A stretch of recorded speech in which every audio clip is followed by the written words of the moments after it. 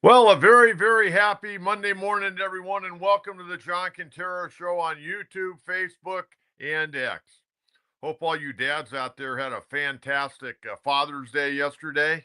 I certainly did. We met at Fletcher Cove in Solana Beach and had a great time as a family, the daughters, the grandkids, all that good stuff. And I came home and watched some baseball. Watched the Padre game yesterday. Much better yesterday for the Padres than it were the previous 2 days over in Arizona as they dropped 2 out of 3. And we're going to get into that. There's so much to talk about on this Monday. And of course, tonight the Padres open up another series against the LA Dodgers at Dodger Stadium. 4 games in 4 nights.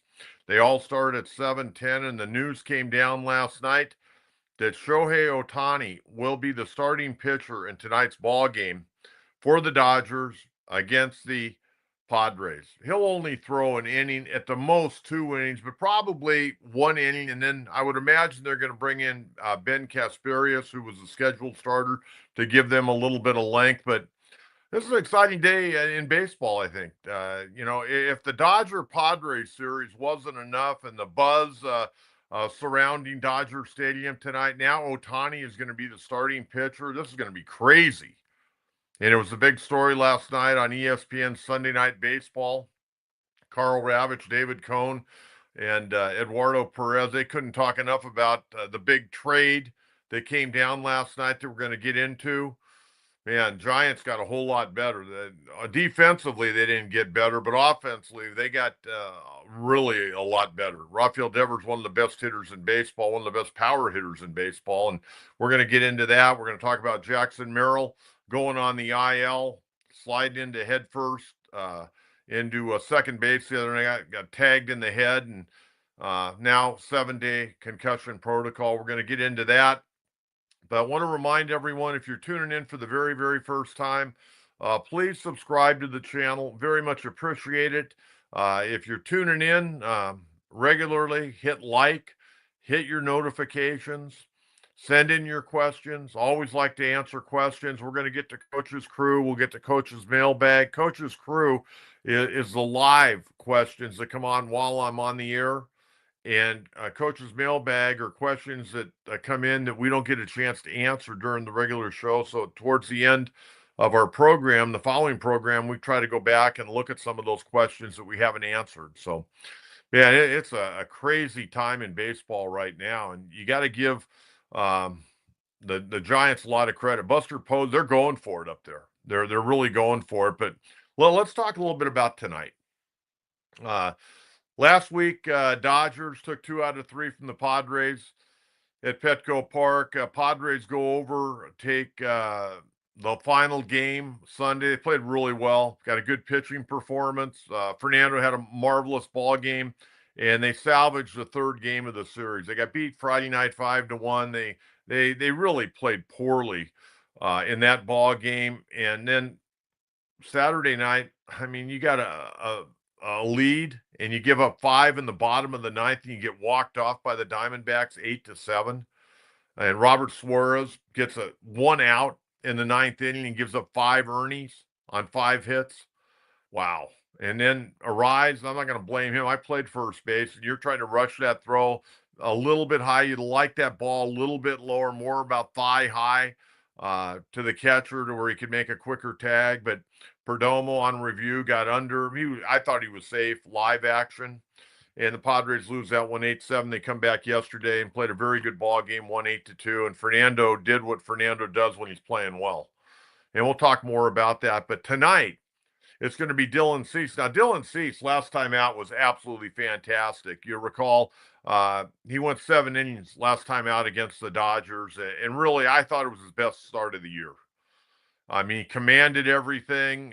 Tonight, going to go out there and hopefully not try to do too much. I mean, it's going to be a huge crowd.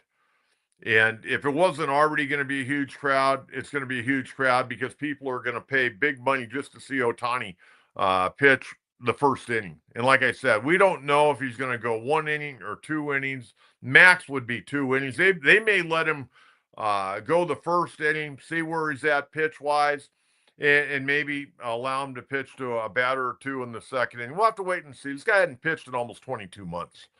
And it'll be his first time on the mound as an LA Dodger. You don't think, even though we know this guy looks superhuman the way he plays, he got to have butterflies going out there tonight. I don't care how long you played. I don't care what you've accomplished. You haven't been out there in close to 2 years, and you're going out, and everybody's going to expect you to throw 100 miles an hour and strike out every batter you face. Not going to happen. Seeing some of the tape last night of his workouts, man, that slider looks pretty good. Now, you got to also remember one thing. He's been coming back, working with the Dodgers. The Dodgers, we know, do a great job of developing pitchers. He had a good record with the Angels, no question about it. And they got some good coaches over there. I think all big league coaches are pretty good. But the Dodgers take it to a different level when they're talking about pitching. And I think it'll be very interesting to see if we see something different from Shohei Ohtani tonight than we saw when he pitched for the Angels. We'll have to wait and see. See, I said when he was a free agent 2 winters ago, and even before he had this surgery, I said whoever signs him, they had to make him the closer because appearances aren't going to hurt him. Innings are. But I think they're steadfast on making him a starter. He wants to be a starter again. But if I were the Dodgers and see where this goes, I'd use him as one of my late inning guys, to be honest with you.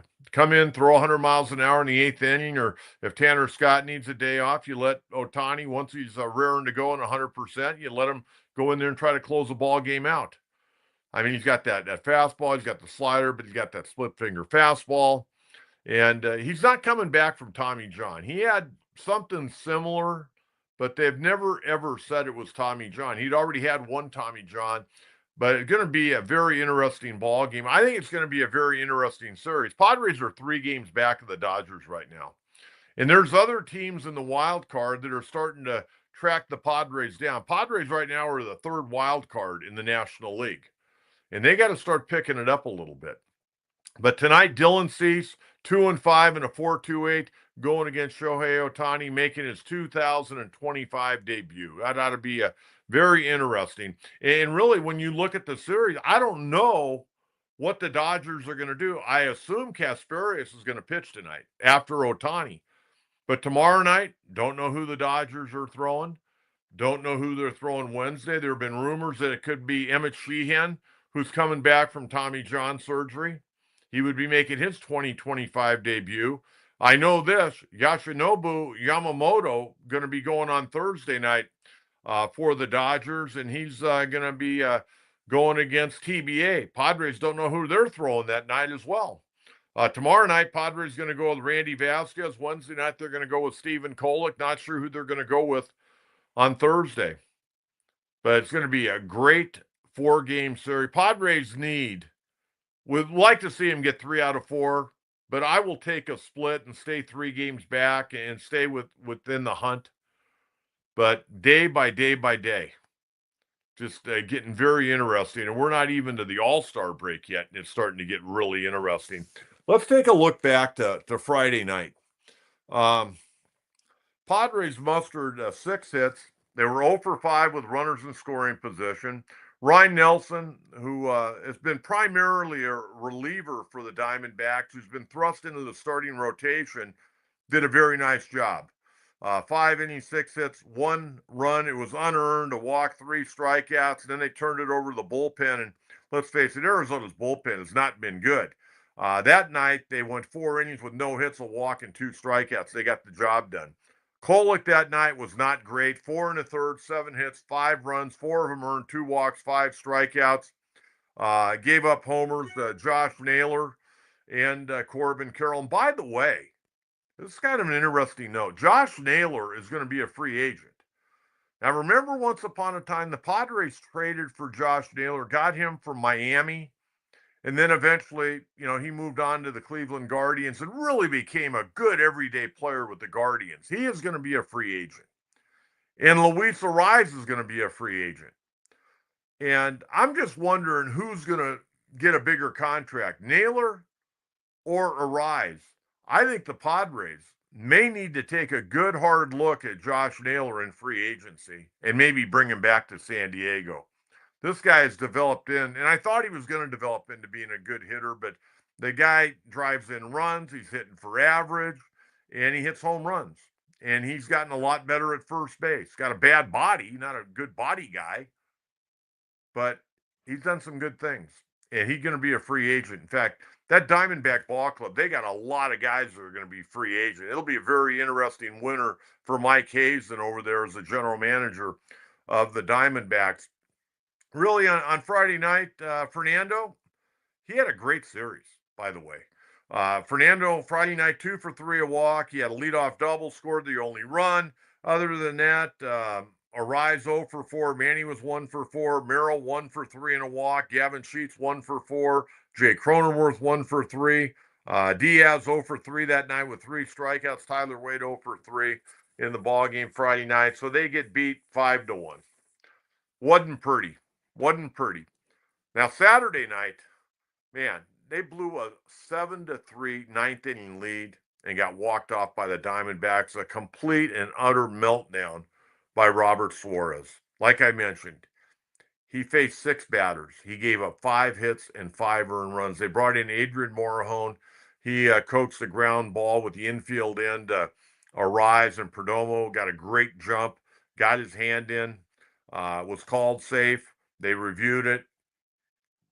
Play stood up, game over. That's a tough one, man. That's when you go back to the clubhouse. You're walking down the hallway to the clubhouse, and you're pissed. I mean that's a game. That's probably the worst loss of the year, I would think. That has to be the worst loss of the year. Fernando, another good ball game on Saturday night. 2 for 5, 2 RBIs, 2 runs scored. Arise had a 2-hit game. Manny 1 for 4 with a couple of RBIs. Merrill 1 for 3, a walk. Got caught stealing. We're going to get into his injury in a minute. Gavin Sheets had a big night. 3 for 3, his 9th double, his 12th homer. Scored a couple of runs. Cronenworth 1 for 3 and a walk. Everybody else 0 for 1. Maldonado, Jose Iglesias not hitting, but still playing good defense. And Elias Diaz a couple of walks and a couple of runs scored Saturday night. But losing Merrill really, really hurts. And we're going to talk more about the head first slide, which I'm not a fan of at all. Never have been, never will be. And I'll tell you why. Sunday, yesterday, Padres out hit the Diamondbacks 13-3. They were 3 for 12 with runners in scoring position. And Fernando he had such a good weekend. Yesterday, huge day on Father's Day, 4 for 5, 2 doubles, an RBI, 3 runs scored, stole third base, his 15th of the season in the series against the Diamondbacks. And he's coming into Dodger Stadium tonight hot. 8 for 13 with 3 doubles, 3 RBIs, and 6 runs scored in that stolen base. You know, he stole third base 7 times this year. And in most base runners, good base runners will tell you, stealing third's a lot easier than stealing second. But when Fernando's playing the way this is when the Padres really get it going. When you got Fernando doing a good job at the top and Manny's doing his thing in the number 3 spot, Padres are damn good. They got to get some of these other guys rolling. Yesterday, Arise had an RBI double, ripped that one into the corner. Machado 1 for 5, a couple of RBIs. Gavin Sheets, a couple of more hits yesterday. Bogarts had an RBI double, 1 hit yesterday, only hitting .231. Wow. Jake Cronenworth 1 for 4, a 2-run homer. He's hitting .241, nothing to write home about. Iglesias just can't get it going.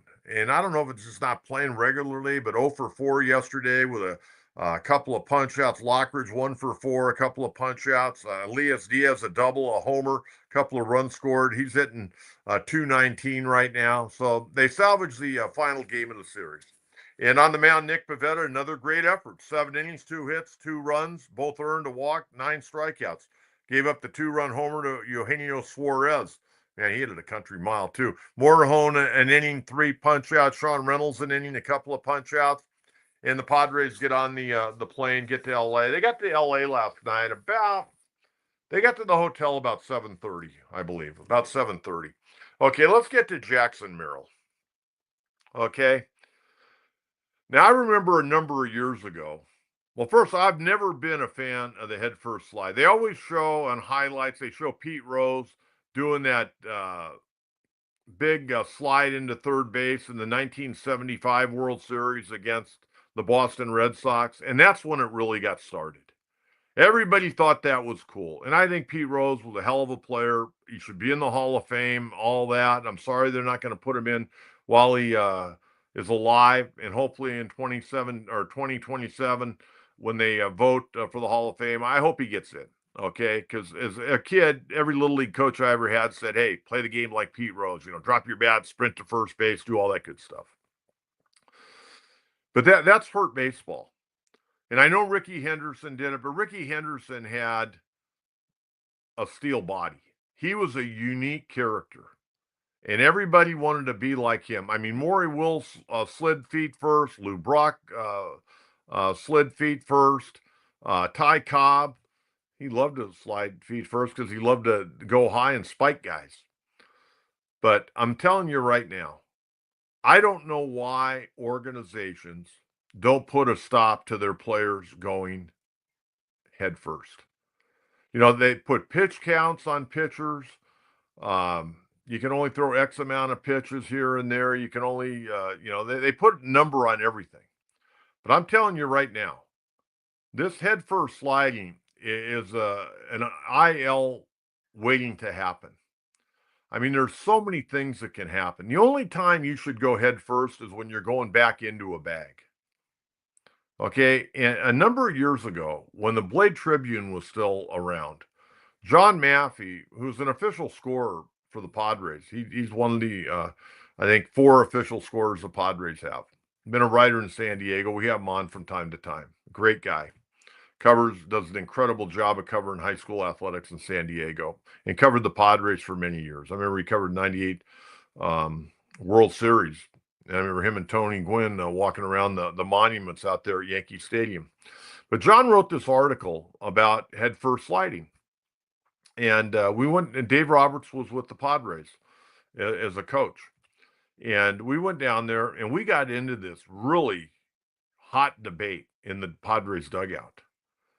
And it was really me and Dave Roberts going at it. And by the time I got done, I think I wore him down more than anything else. He agreed with me. And Dave Roberts is a guy that went head first most of the time. And he agreed with me. Now you watch Ohtani. Ohtani goes feet first. Freddie Freeman goes feet first. Mookie Betts, he'll do both, but a lot of times he goes head first. But I'm going to tell you, this head first deal is no good. And I don't know why guys do it. More times than not, guys slide by the bag. And I can tell you, infielders love when guys go head first. And the reason for that is they're more willing to stick in there. When they know a guy is going to go feet first, they're always kind of a little bit leery about getting spiked and getting down in there. But when these guys go head first, they know that they can ride them off the bag with the back side of their glove. They know that, they can slap a hand and get the guy off balance. Yeah, every once in a while, a guy will do a swim move and get around to tag, but not very often. And that's not the reason you should go head first. Okay, there's no reason to go head first. And there's nobody in the world that can convince me that head first sliding is better than feet first. Because when you go head first, I mean, you can break a finger, you can roll your wrist, you could break your arm, you could smack your chin on the ground. The guy could tag you and hit you in the nose or hit you in the head like it happened to Jackson Merrill the other night. I remember a number of years ago, unfortunately, a young man over at Arizona State, he went head first and collided with the middle infielder and was paralyzed because he went head first and he hurt his neck and he's in a wheelchair now. I just don't get this head first sliding. And I'll tell you the other thing. Catchers absolutely love when guys are dumb enough to slide head first at home plate. Do you realize that the home plate area is the hardest spot on a baseball field? It's the hardest spot on a baseball field. And guys going head first into home plate, you got to be crazy. And guys do it all the time. It's like normal. But I can tell you this, catchers, they love when guys go head first because they can try to ride them off the plate, and those guys can use their shin guards as defense and have the runner eat shin guards. But Jackson Merrill will not be the first and only guy this year that goes on the IL because of a head first slide. And like I said, going back to a bag, diving back on a pickoff attempt, that's the way you need to do. You got to go head first. Second base, third base, you dive back head first so they try to pick you off. But when you're stealing a bag, I'm telling you right now, if you want to go ahead and go head first, go for it. But you're hurting your ball club when you go on the IL because you've done it. And I'm not picking on Jackson Merrill. This is an ongoing topic in baseball. I can tell you this, if I ran a farm system, there's no way. I have never, ever seen in spring training, they have sliding where guys will slide. They used to be like in sawdust or in sand, and now they use slip and slides. I have never seen an organization teach guys to go head first. That's all on the player. They always want you to go with the bent leg slide, the pop up slide. Not only that, when you're sliding into second base or sliding into third base, if you slide on your right side, you've got your back to the baseball to where it's not going to hit you in the face. If you're sliding on your left hip going into second or to third base, you're exposing your face to the throw. All right? That's another thing. And when you go head first, that throw is offline, may pop you right in the mouth. So I'm telling you, you got to protect yourself. And you got to help your ball club. You got to stay on the field. And again, this is not a personal attack on Jackson Merrill in any way, shape, or form. I mean, we're going to see it 10 times over the next 2 days watching games, guys going head first. It's a pet peeve of mine. You want to keep guys on the field and going head first. A lot of things can happen. Yeah, you could always get twisted and break your ankle or break your leg if you don't know how to slide properly.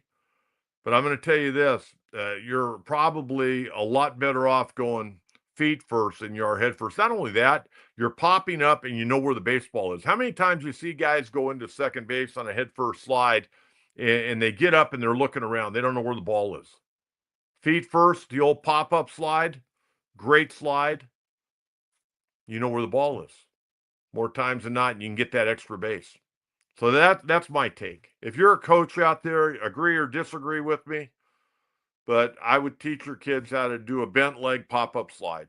That's me. And keep them on the field. Don't need guys going on the IL because of a head first slide. That's not what you want. Okay, we're going to get right now to Coach's Crew. Always looking forward to these questions. Again, dial them up, folks. Always enjoy it, man. My wife, I come down the stairs every morning. She gets up really early. And every morning I come down, I give her the whole report. Of course, yesterday I gave her the report because it was a day game. But, when she goes to bed at night and I'm still watching the game, I come down, man, I tell her what happened, how many games we're back in the standings. And so, man, this is going to be great. We got 4 nights in a row at 7-10, Padres, Dodgers. It doesn't get any better than this. This is why you watch baseball, man. I wonder what the ratings are going to be. I wonder what the ratings will be for this 4-game series. I wonder what the ratings are going to be tonight with Ohtani only going to pitch, maybe 1 inning. But people are going to be fired up. I'm fired up. I'm a baseball fan, man. I want to see him out on the mound, see what they can do. I'm wondering what Fernando's thinking right now. Is he thinking he's going to get a fastball down the middle, or is Ohtani going to try to trick him and throw a slider on the first pitch? I bet he throws a slider. What is it? Is there an argument that you get to the bag quicker? No, you get to the bag slower, in my opinion. Running to first base at least. You don't want to slide at first base. The only time you want to slide at first base if the throw's high, you need to get under the tag. But I don't believe you get to second base faster going head first, and I think you put yourself in harm's way. And I teach my middle infielders, when that guy is sliding, to keep the backside of the glove on him and just let his momentum take him off the base. I was showing my 7-year-old grandson who absolutely loves baseball. And man, he thinks he's Manny Machado. He loves Manny. And he was wearing his Padre ball cap yesterday. And I got one yesterday, a new Padre hat. I got the new, 4th of July hat that they're selling. And so him and I took a picture together. Maybe the next show I'll put it up. But no, I don't think you get there quicker. I think it's not worth the risk of getting hurt. I just don't get it. I talk to a lot of guys that have played baseball for a long period of time, and they don't get it either. They think it's just ridiculous. It's kind of fake hustle in a lot of ways. Learn to slide properly and protect yourself. And the other thing, like I was saying, when you slide on your right hip, you've got your back to the throw coming from home plate and at both second and third base. You want to protect yourself. Thank you very much for that question. Appreciate that. Keep them rolling here. Let's see what we got. Rich McGuire, D-Bags tag, right-handed pitching on Saturday. Morejon was warming up in the top of the ninth as well. Once it wasn't a safe situation, we should have gone to Morejon. Yeah, Rich, I'm not going to argue with you, but at that point in time, you got your guy out there, and, he hadn't pitched the prior couple of days. You wanted to get him some work, but he just didn't have it. I can't argue with you on it. Normally, once the guy blows the save, you get him out of there and save him for the next day if you need him. Now, yesterday they didn't need him, but it is what it is. That was a bad loss. You remember, Rich, the first game that Robert Suarez ever pitched in the big leagues for the Padres? He gave up that long home run over there. I think Craig Stammen gave up a bomb that night, but Robert Suarez gave up a home run that night as well. He is not. He's had a couple of real rough times over there in Arizona, but hey, you know what? To this point, he still had a heck of a year. Thank you very much, and enjoy the ball game tonight. All right, Isabel, I agree with you about Pete Rose going into the Hall of Fame, Coach. Yeah, Pete Rose was a mallet head. There's no question about it. I mean, Pete Rose on the field, that's where he was happiest. He's a guy that needed to be at the ballpark 24 hours a day. And, I thought he was a pretty good manager, too. I really did. I thought he was going to be a great manager. Didn't do a bad job with the Reds. I mean, Marge Schott owned the ball club. She wasn't spending a lot of money at that point in time, but I thought he did a pretty good job in the time that he managed the Reds. But I think it's hard to have the all-time hits leader not in the Baseball Hall of Fame. Now, I will tell you this, and I haven't been to the Hall of Fame since 2001. I went back there when Dave Winfield went in. I went back and did radio shows for 5 days. There's a lot of stuff about Pete Rose in the Hall of Fame. There's a lot of stuff in the Hall of Fame with players that are not in the Hall of Fame. Just they were part of great moments. And Rose was part of a lot of great moments. So we'll see. It'd be interesting to see who's going to be on that voting committee, because there are a lot of Hall of Famers that don't, to this day, still want Pete Rose in. I think he's going to get in because I think Johnny Bench has signed off on it now. For a long time, Johnny Bench wouldn't sign off on it. But I think now he's signed off on it, and I think Rose will probably get in. Every once in a while on X, they have little clips of a thing that Pete Rose did on Fox a few years ago with Alex Rodriguez, and I think it was Frank Thomas, just talking about hitting philosophy and that. If you ever run across that, take 2 or 3 minutes to listen to it, man. It's really very worthy, especially if you're a youth league coach working with kids. It'd be very, I think, helpful in your teaching. All right, Isabel, thank you very much. Very much appreciate that.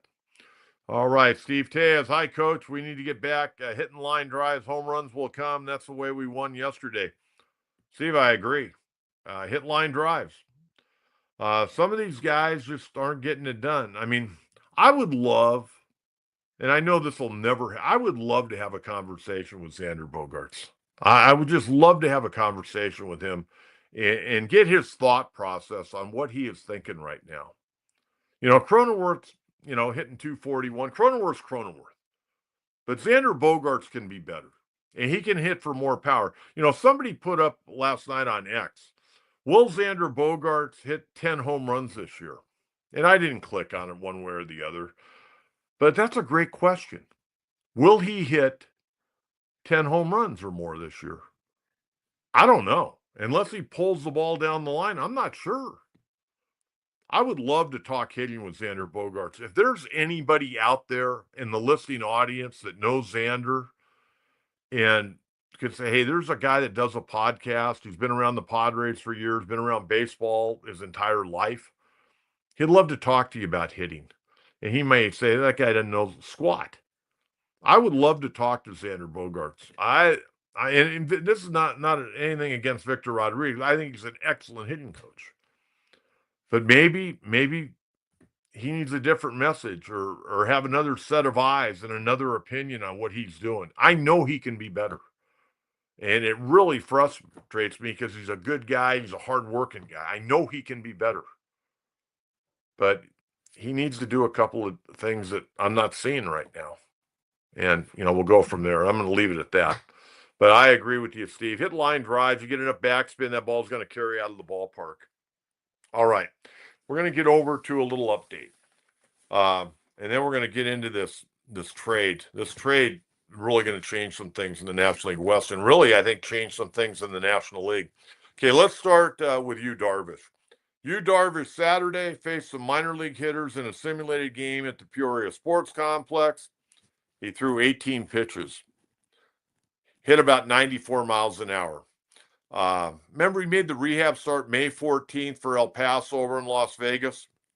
He threw 97 that day, and we were kind of encouraged, but then all of a sudden things went backwards.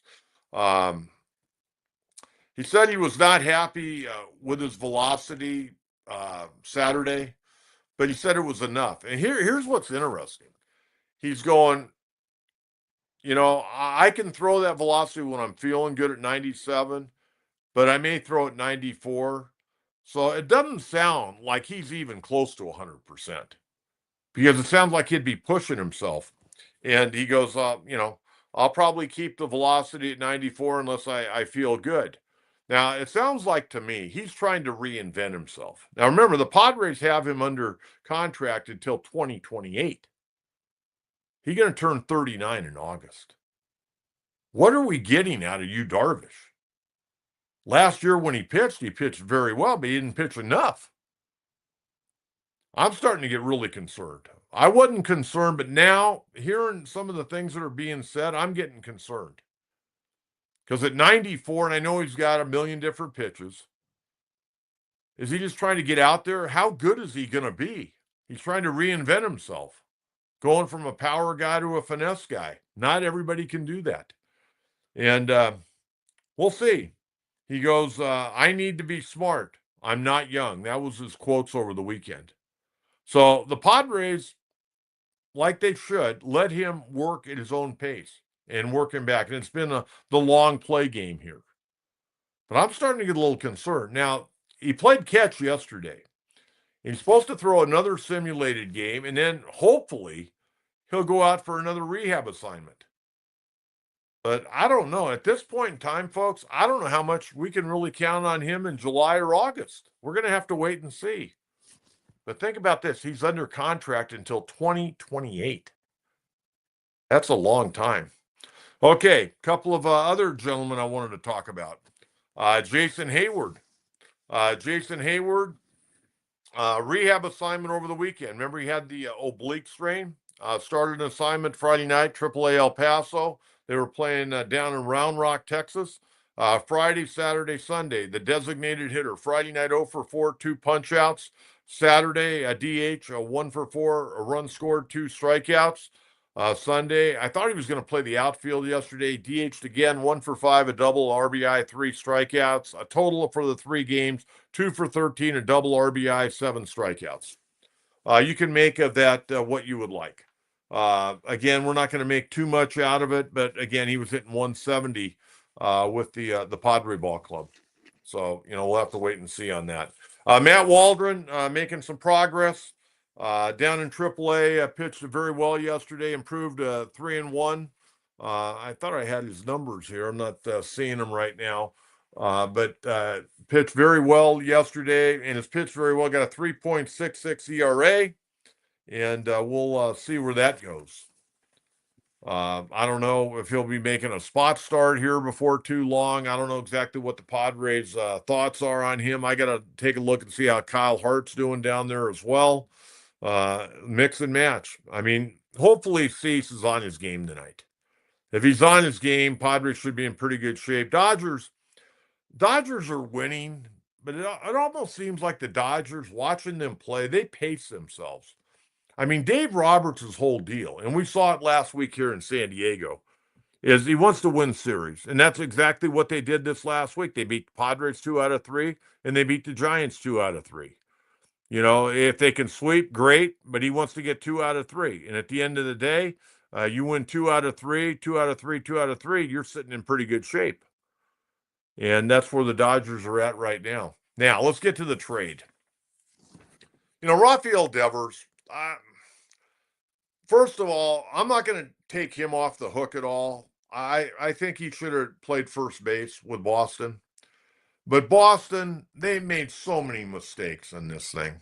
When you've got considered your franchise player under a long-term contract, and you're going to sign another player that plays his position, you've got to keep the guy in the loop. I don't care what anybody says. You've got to communicate. That would be like if the Padres were, had Manny Machado, and all of a sudden they go get Nolan Arenado, or they're talking to Nolan Arenado. Okay, and I know Arenado's not having a great year, but I'll use him because he's been one of the great third basemen in the history of baseball. And he's put up, Hall of Fame numbers. Having got a rough year hitting in the 240s right now for the Cardinals. But, it'd be like if Arenado was a free agent or you were going to trade for him, and all of a sudden the trade comes or the signing comes, and Manny's going, what the hell? What, I'm your guy. I've got the long-term contract here. Craig Breslow, Sam Kennedy, who spent time here in San Diego before he went with Mike D and everybody and Larry Lucchino to Boston. Those guys didn't do a very good job of communicating with Devers. I mean, here's a guy that had signed this huge contract, and there's still over $250 million left on that contract that the Giants are taking. But 7 out of the 8 years he played third base in Boston, he led the American League in errors. Terrible fielding percentage. Probably needs to get in a little bit better physical shape, but man, the guy could hit the ball a friggin' long ways. A long ways.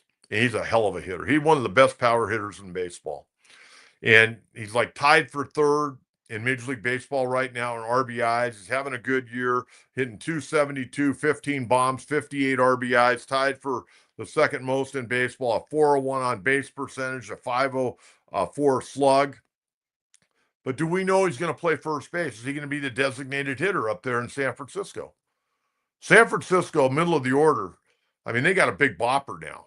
And people were sending me notes like, well, yeah, but, Oracle Park, it's tough to hit it out. This guy could hit it out of Yellowstone Park. This guy's a hell of a hitter. And yesterday, he homered again against the Yankees. That was his parting shot to the boys in the pinstripes. Took another one out. He took one out last week. It was at a losing cause on Sunday Night Baseball. He hit it about 8 miles.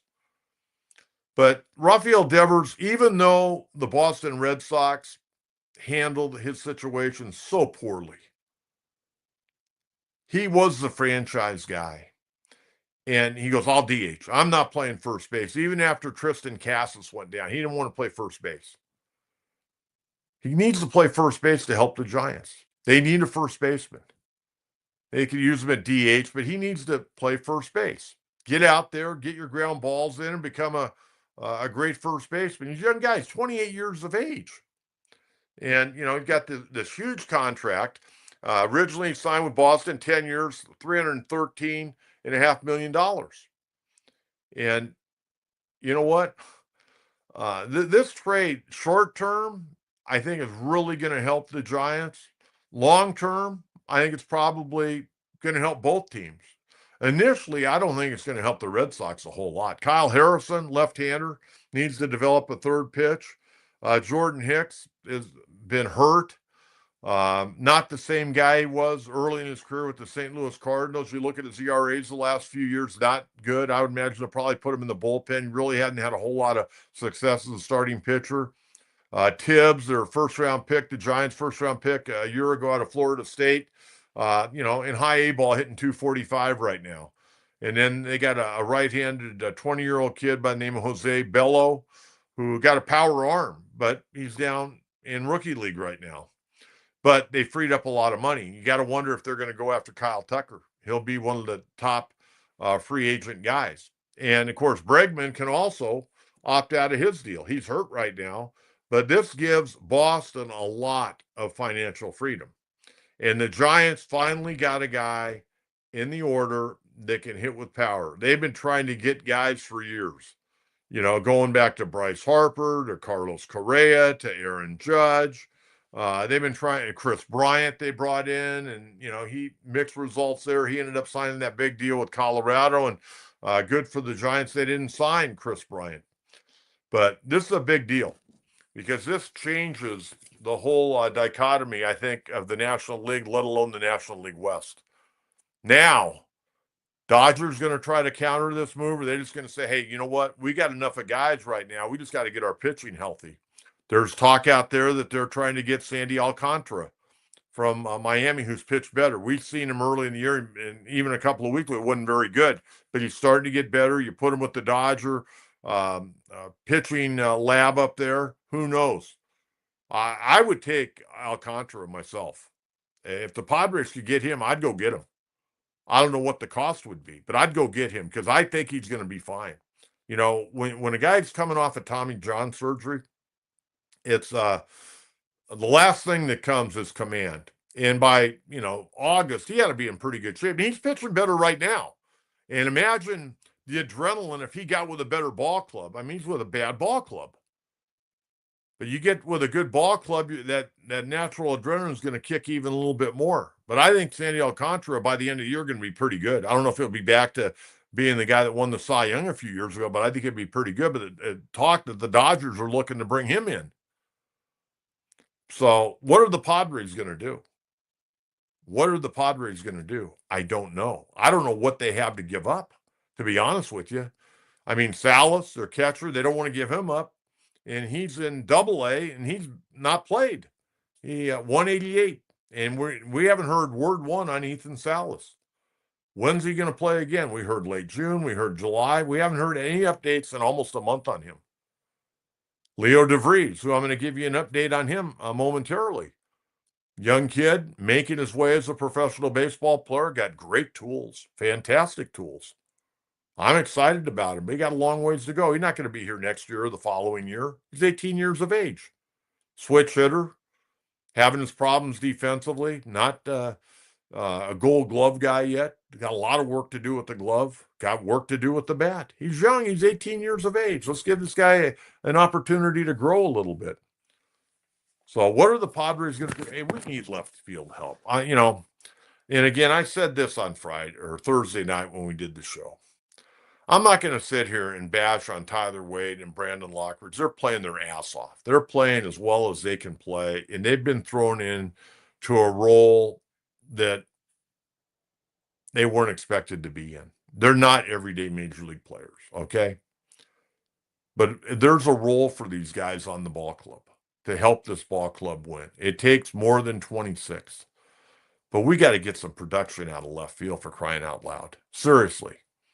And, I'm not even going to get into Luis Camposano. He had another game the other night, DH'd 0 for 4. Guy hadn't caught a game yet. I mean, I don't know what's going on there. It's a wasted roster spot. And I'm not going to bag on Cat. He doesn't have a hit yet. What's he, 0 for 18 now?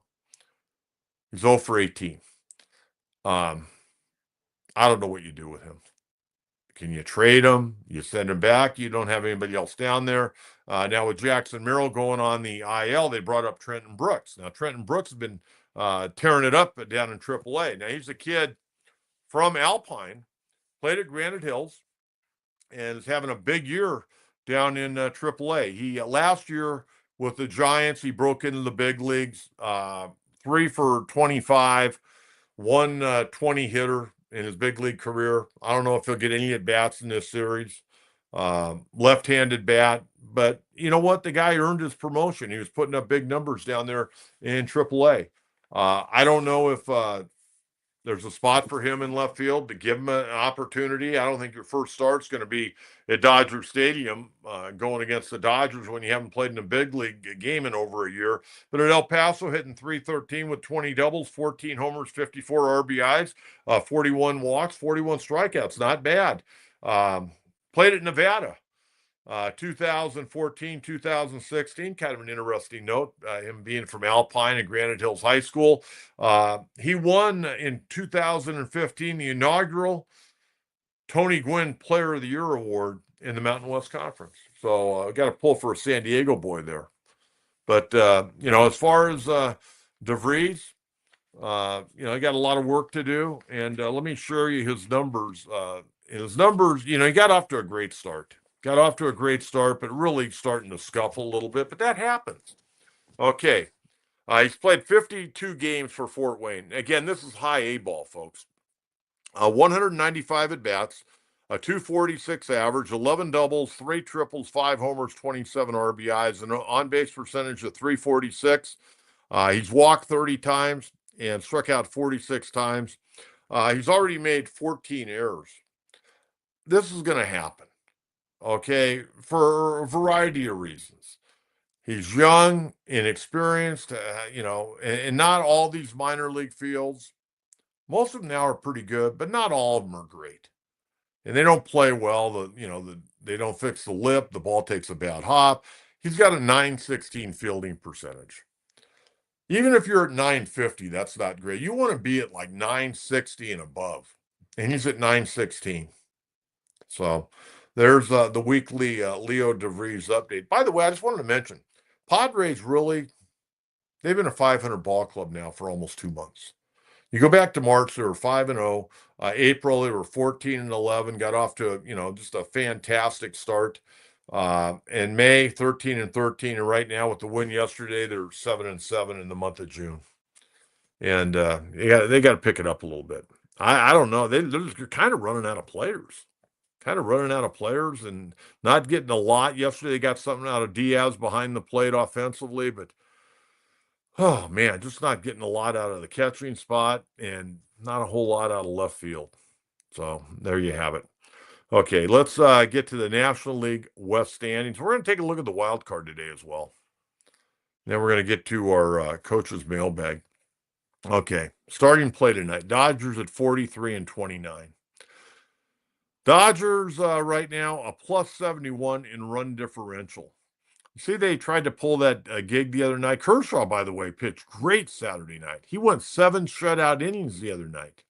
Had 5 strikeouts. He's 12 strikeouts away from 3,000 in his career. And he also announced yesterday on national TV that his wife, Ellen, pregnant with their 5th child, going to be a little girl. So they'll have 2 girls and 3 little boys. Dodgers 43-29. They've been so dominant at home at 25-12. On the road, just 1 game better than 500.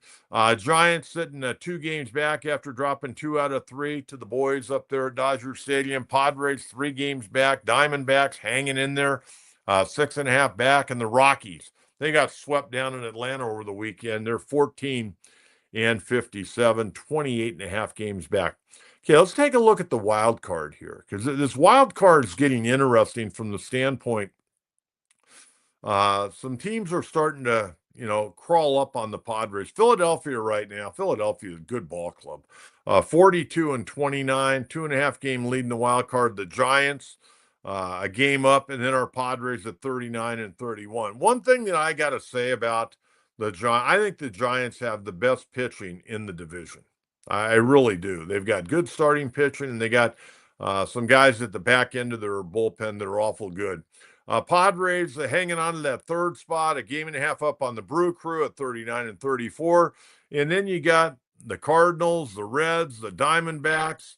They're all right there. Atlanta, I don't know what's going on with the Bravos. They're 31-39. It looked like they might crawl back to 500, but now they've dropped back. They did sweep the series over the weekend from the Rockies, but you got to be very careful of the Cardinals and Brewers. The Reds, I know they got the Terry Francona factor, but I really don't think the Reds have enough to be a wild card team this year. So I wanted to take a look at that. We'll do more of that when we do these podcasts.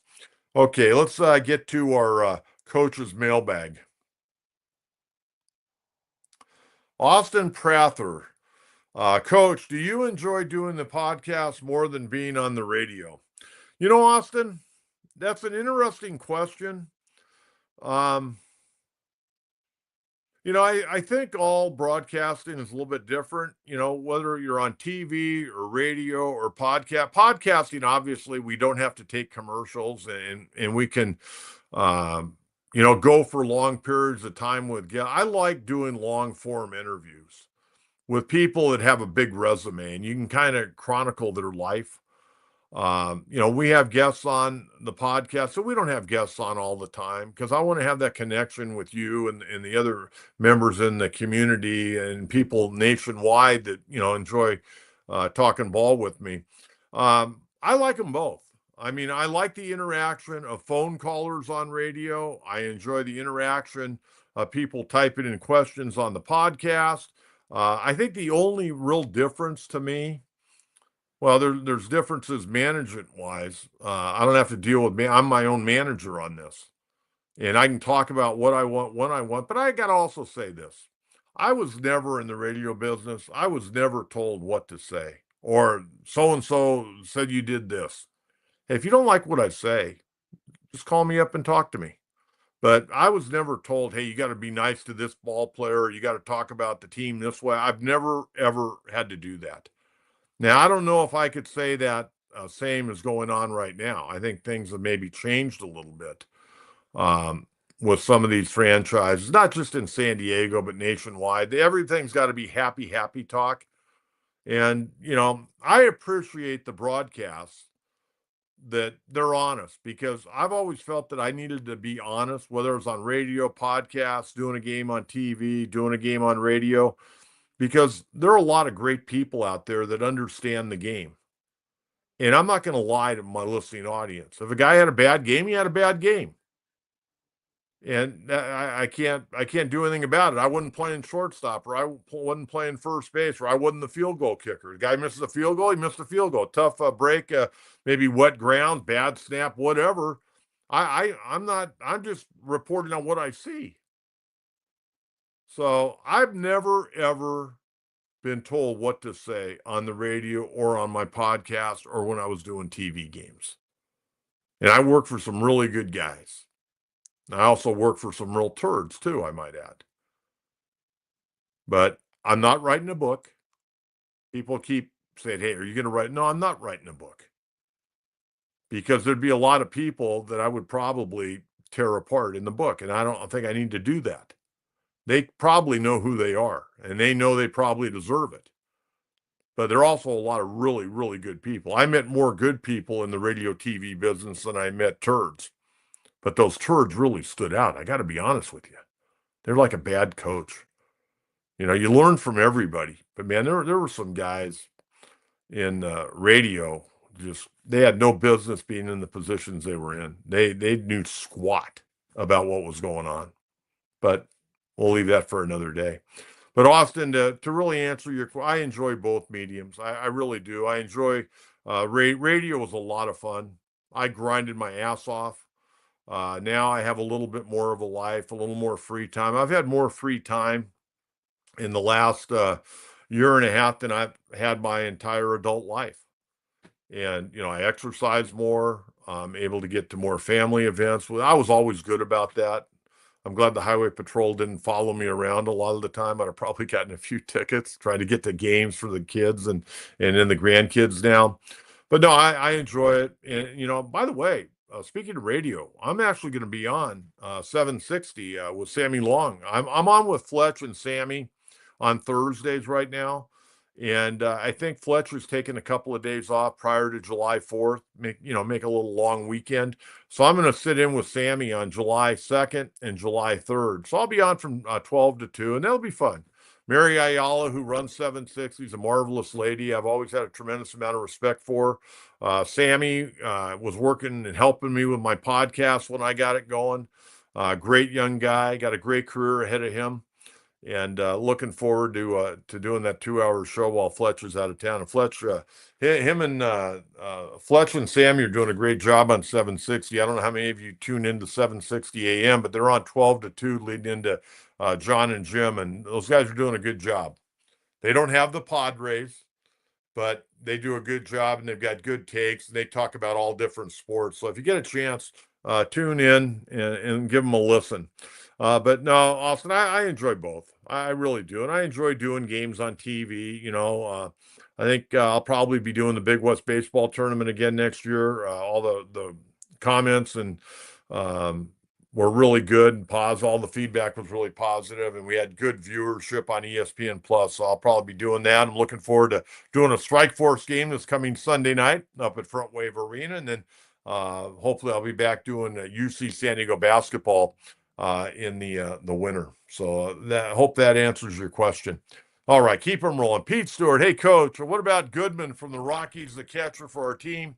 I never hear anyone ever mention him. Pretty good offense, but not sure about his defense. Hey Pete, let me tell you, Hunter Goodman. I don't know what he did yesterday, but going into yesterday's game, he was hitting 290.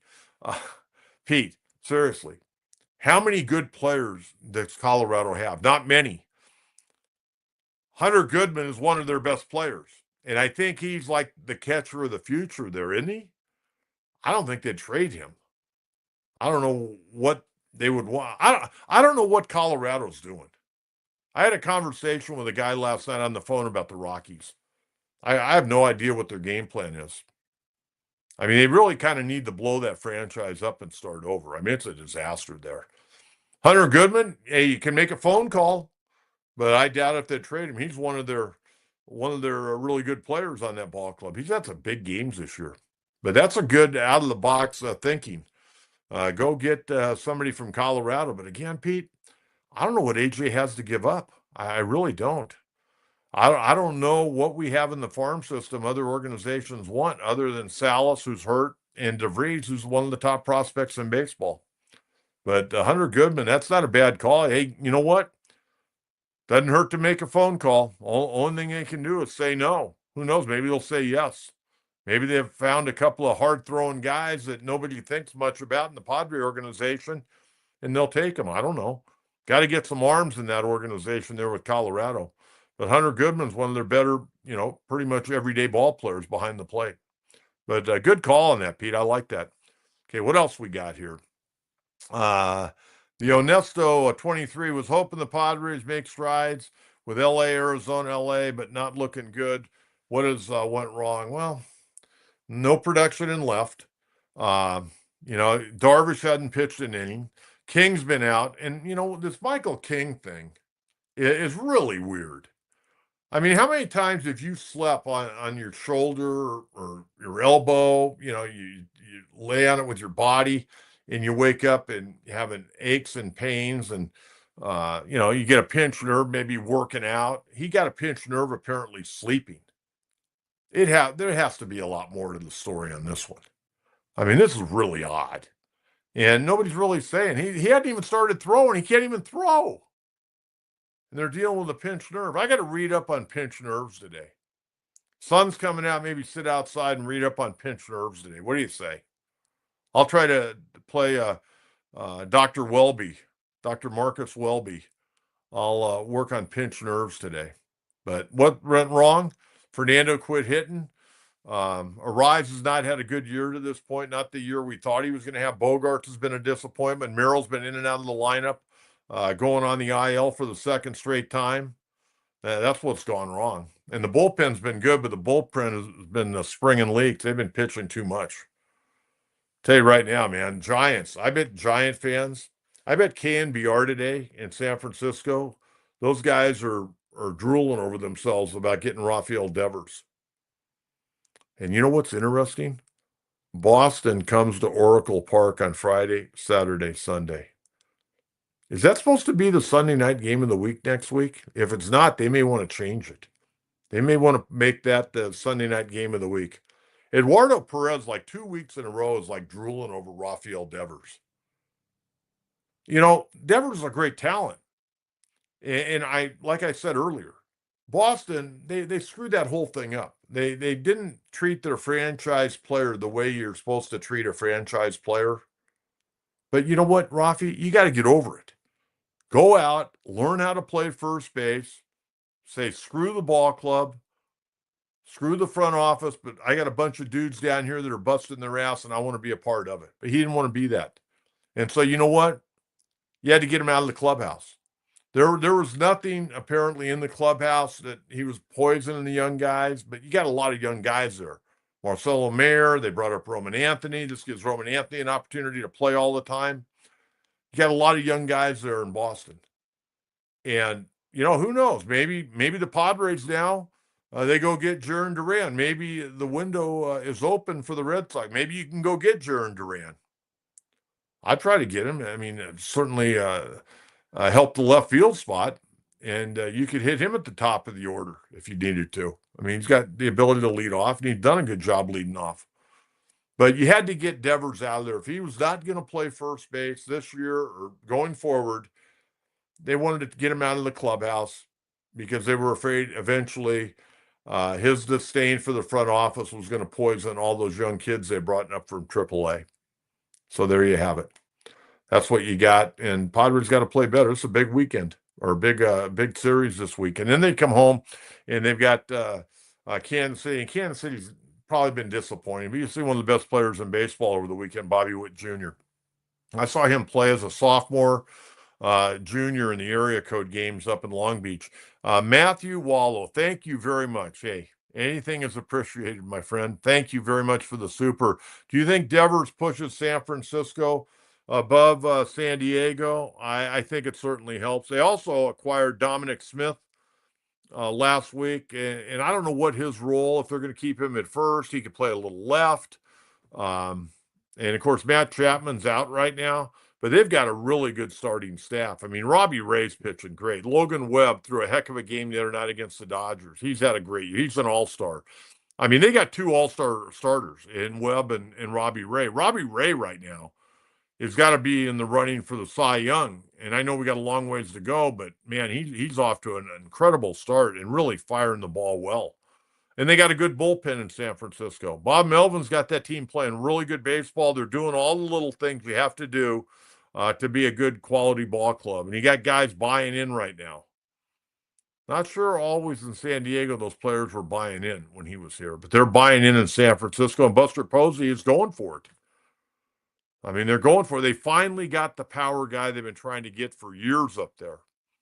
But it's going to be a hell of a race. It's going to be a very interesting week for the Pod. They need to get at Dodger Stadium. They need to at least get a split. Stay 3 games back. I mean, if you get 3 out of 4, great. Jump for joy. But you can't drop 3 out of 4. And the last thing you can do is get swept. You get swept 4 straight.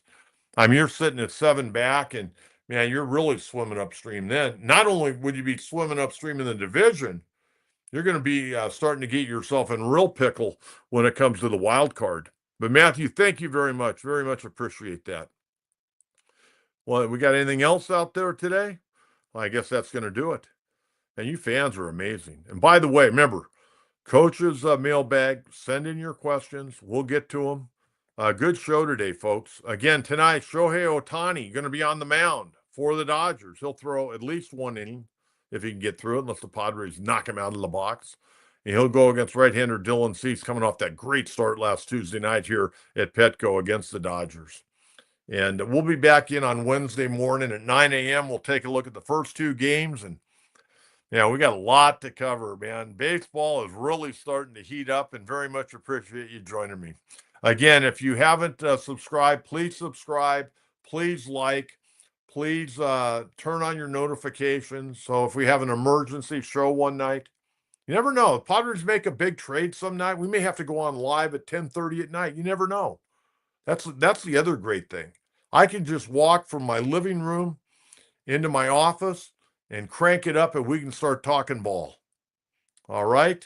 So enjoy the ball games tonight, tomorrow. We'll recap those, get you ready for the final 2 on Wednesday at 9 a.m. And this week we'll have a Friday show at 9 a.m. as well. Coach John Kentera, have a great day, everyone. Thanks for tuning in to the John Kentera Show on YouTube, Facebook, and X. Bye-bye.